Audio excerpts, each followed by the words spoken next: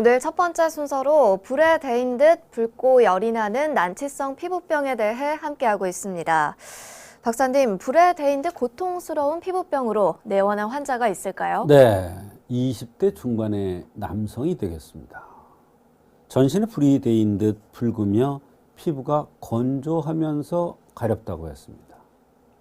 너무나 증상이 심하고 고통스러워서 찬물에 대면 조금 증상이 완화되는 느낌이 들고 시원하다고 했습니다.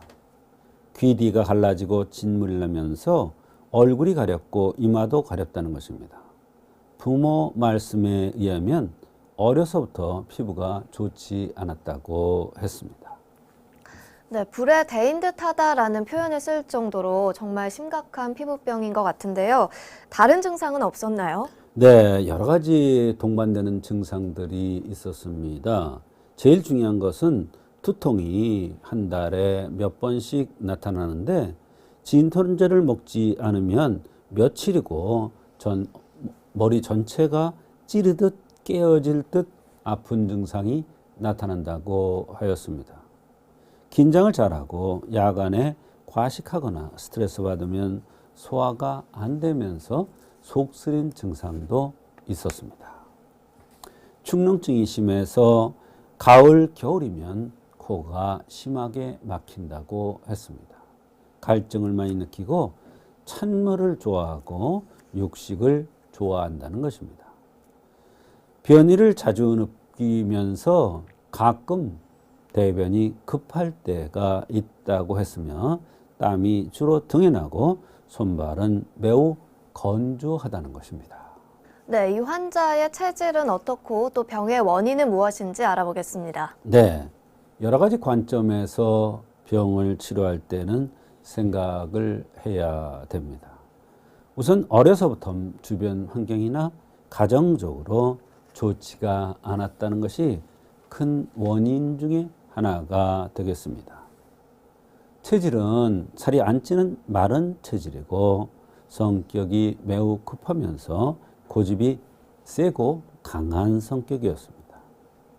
맥도 72 단맥으로 떨어졌으므로 울화가 많이 쌓여 있는 것으로 유추할 수가 있습니다. 마른 체질은 열이 있는 체질이고 성격이 급하고 고집이 센 것도 화가 우락이 쉬운 체질이라는 것을 의미하기도 합니다. 이런 예민한 성격이나 체질의 가정 환경까지 어려서부터 좋지 않아서 화가 울체해서 불에 데인 듯한 피부병이 발생한 것으로 판단을 한 것입니다. 그래서 화가 울한 것을 풀어주기 위해서 해독 사심탕이라는 것을 투여했습니다. 네, 치료 원리와 결과도 궁금한데요. 한 잔제 투여할 때마다 조금씩 효과가 나기 시작했는데 이 황련사심탕이 열독을 해결하고 심정열을 조절하니까 대변의 조절력이 좋아졌던 것으로 보였습니다. 심장이 변과 한을 주관한다는 이론이 참으로 중요함을 깨달을 수 있는 경우였습니다. 이렇게 불에 데인 듯 피부 가려움과 따끔거림이 해결되었고 귀뒤에 나타나는 가염과 진물도 없어졌으며 대변이 급하게 느끼는 현상이 좋아졌다는 것입니다.